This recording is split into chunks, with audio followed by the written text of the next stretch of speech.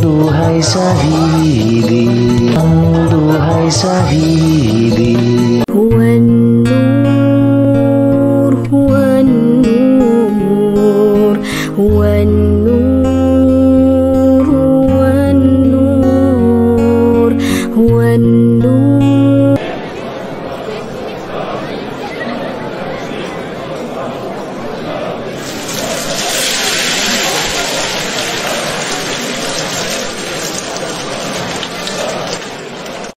Manusia lebih pintar daripada Tuhan.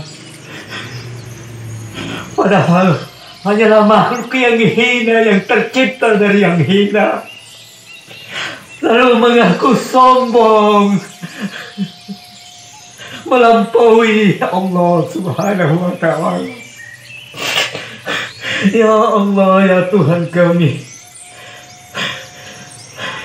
berikanlah, turunkanlah pahlawan kedamaian di muka bumimu, bumi yang engkau rencanakan untuk menjadi surga malah dibalik menjadi neraka oleh manusia-manusia durhaka. Ya Allah, hukum yang diturunkannya tidak diterima oleh akal goblok ciptaanmu. Ya Allah, begitu yang ku maksud. Firmanmu dibuang jauh-jauh, hasil pikiran manusia yang dipakai. Aku takut dengan bencana yang akan engkau kirimkan kapan waktu. Aku tak tahu itu dalam rahasiamu, tetapi hambamu selalu mengundang bencana itu. Ya Rasulullah, my heart is so full of love. I wish to be close to my dear. I dream to walk in the streets of Medina and to quench the thirst of my spirit by visiting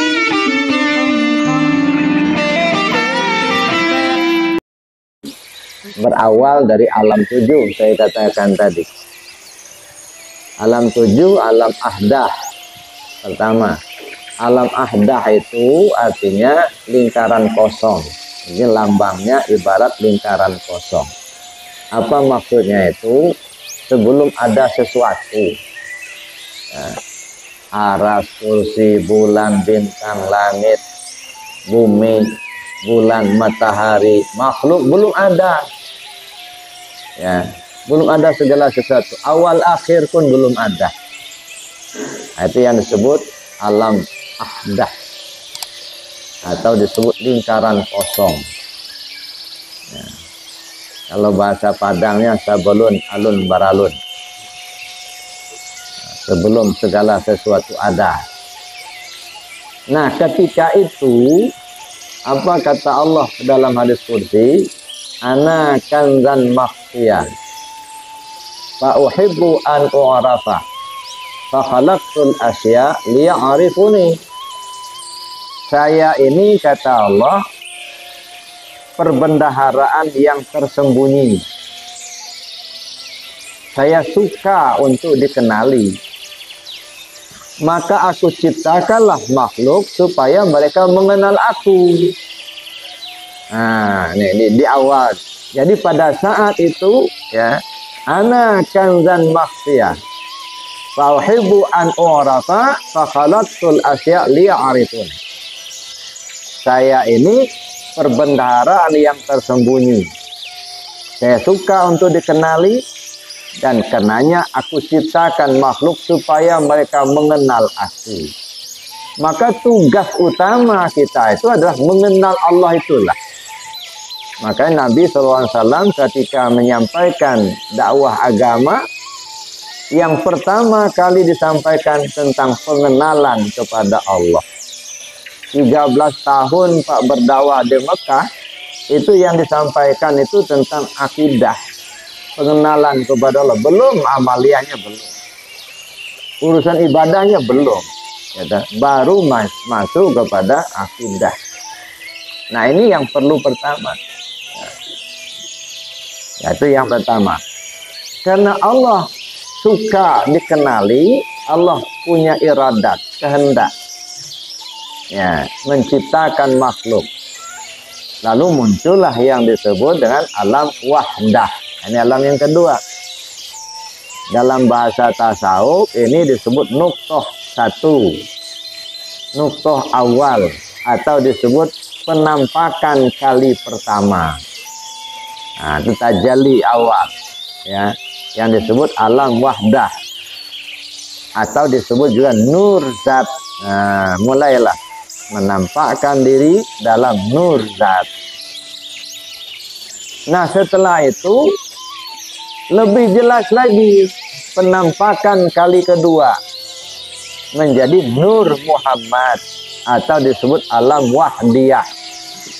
Jadi ahdah, wahdah, wahdiyah. Ya, kalau wahdah zatul haq, atau sering disebut zatul buhti. Ya, dari zatul haq mentajalikan dirinya dalam nur zat. Ini penampakan kali pertama, atau disebut nuqtoh satu. Lalu kemudian penampakan kali kedua, itu yang disebut dengan nuqtoh tsani, atau disebut nur Muhammad. Dari nur Muhammad lebih memperjelas lagi yang disebut ruh Muhammad. Maka sudah berada di alam arwah. Nah, di alam arwah itulah kemudian kita menerima amanah. Inna aradnal amanata 'ala samawati wal ard, kata Allah. Aku ingin serahkan sebuah amanah penting kepada kalian. Ini khitabnya kepada semua ruh ketika itu. Semuanya menolak semua. Wa hamalahal insan. Maka makhluk yang bernama manusia menyatakan kesanggupannya. Nah, karena manusia sudah menyatakan kesanggupan untuk menerima amanah penting itu, maka diserahkanlah amanah penting itu kepada makhluk yang bernama manusia. Nah, setelah diserahkan, apa dibiarkan? Enggak, diuji. Benar enggak kalian ini bisa amanah, ya, menjaganya? Apa tugas kita tentang amanah yang satu ini? Ada 4. Pertama, kita wajib mengenalnya. Yang kedua, wajib menjaganya. Yang ketiga, wajib memujinya. Dan yang keempat, wajib mengembalikannya. Ini tugas yang harus diemban. Ini ujian yang diberikan Allah kepada makhluk yang bernama manusia tadi. Dalam rangka itulah maka diturunkanlah manusia ini ke tingkat yang lebih rendah. Mulailah terciptanya Adam alaihissalam. Turunlah Adam ke bumi. Untuk apa? Memperbanyak penanggung diri rahasia. Ya, memperbanyak penanggung diri rahasia. Turunlah alam Adam, Nabi Allah Adam alaihissalam ke bumi. Nah, sehingga lahirlah anak-anak cucu daripada Nabi Allah Adam alaihissalam.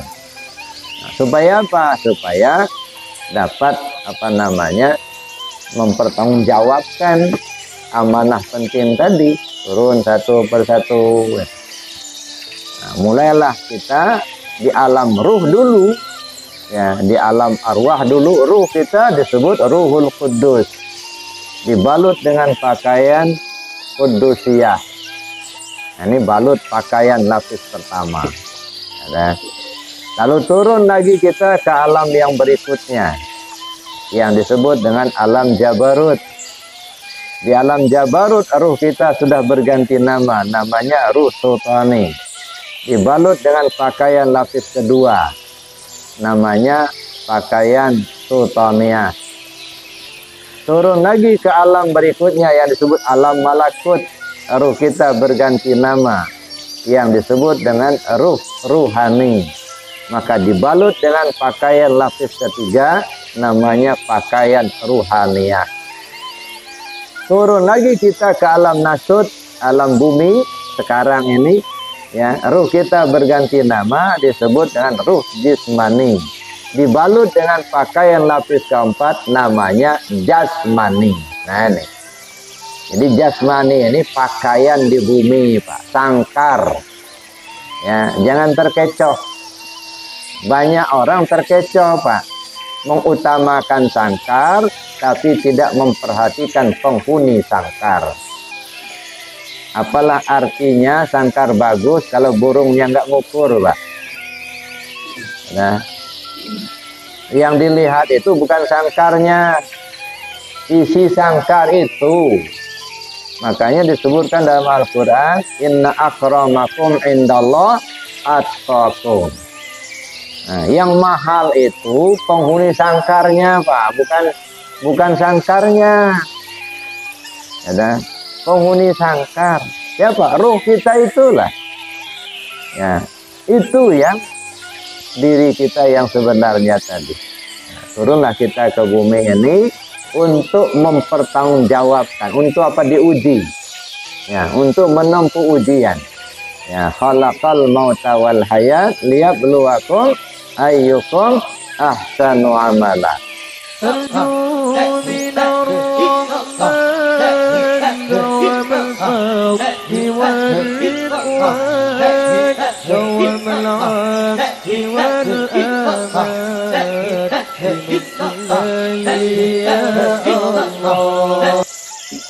Berawal dari alam 7 saya katakan tadi, wujud.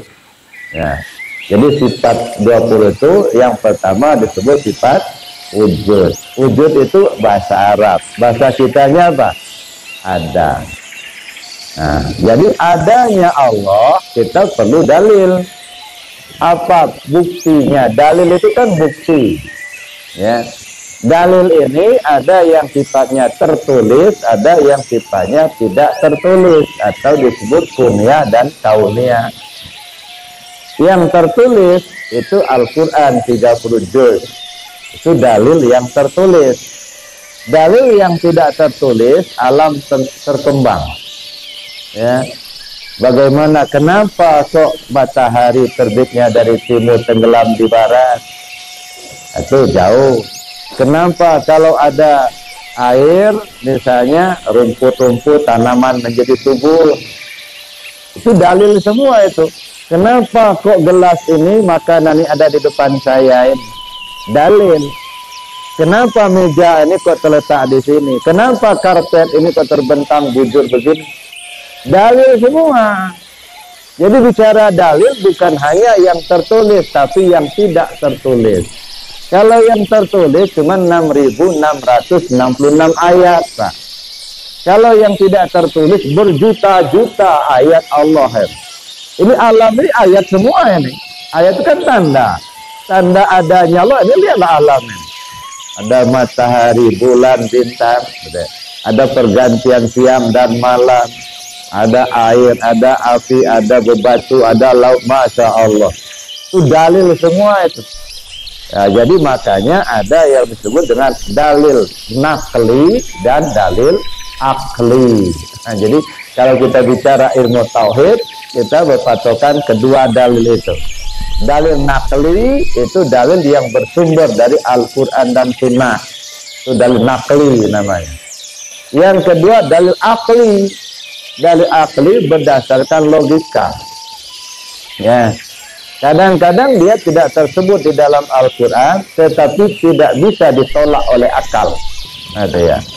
Ya, tidak bisa ditolak oleh akal kita. Itu dalil. Jadi banyak sekali itu dalil-dalil yang tidak tertulis. Nah, ketika kita bicara dalil, mana dalilnya? Adanya Allah, wujudnya Allah itu. Nah, kita lihat Al-Quran. Ya. Allah menjelaskan, wallahu alladzi khalaqas samawati wal arda wa ma bainahuma. Allah lah yang menciptakan langit dan bumi dan segala isinya. Allahul ladzi khalaqas samawati wal arda wa ma bainahuma. Nah, ternyata memang bumi sudah ada, belum lahir kita, Pak. Bumi sudah ada. Belum lahir kita, angin sudah ada. Manusia belum ada di atas dunia ini. Allah sudah siapkan bumi tempat berpijak, ya, langit tempat berteduh. Belum lahir manusia ke atas dunia, air sudah diciptakan Allah. Ya, laut terbentang luas, matahari bulan sudah terjadi. Itu semua dalil. Bukti adanya Allah. Kenapa bukti adanya Allah? Ya karena tidak mungkin ada sesuatu yang tidak ada yang menjadikan. Pasti. Ya. Nah yang menjadikan itu siapa? Air misalnya. Ini air. Sampai sekarang nggak ada orang yang bikin air. Tanyalah, carilah siapa manusia yang sanggup bikin air. Nggak ada. Paling-paling teorinya kalau kemarau itu sebarkan garam di atas, nanti dia mendung jadi air. Nah, tapi kita kan hanya ngerjakan aja, nyebarkan garam saja. Tapi yang menciptakan ada air, nggak ada. Paling-paling ngebor, tanah dibor begitu, ya keluarlah air. Yang jadikan air siapa? Nah, nggak ada manusia. Berarti manusia yang tidak bisa menciptakan air, siapapun orangnya. Sedangkan airnya ada. Kalau begitu siapa yang menjadikan ini? Nah, ini kembalilah kita kepada Al-Quran tadi. Allahul ladzi khalaqas samawati wal arda wa ma bainahuma. Allah menciptakan langit dan bumi dan segala isinya. Kita cuma hanya ngolah-ngolah aja, Pak. Ya. Dibor tanah, keluar air. Sudah keluar air, disulit, kemudian dimasukkan dalam kemasan, dijual, jadi duit. Nah, hanya ngolah-ngolah itu aja, tapi nggak pernah ada menciptakan. Tapi walaupun begitu, kita bersyukur, Pak. Ya, bersyukur pada Allah.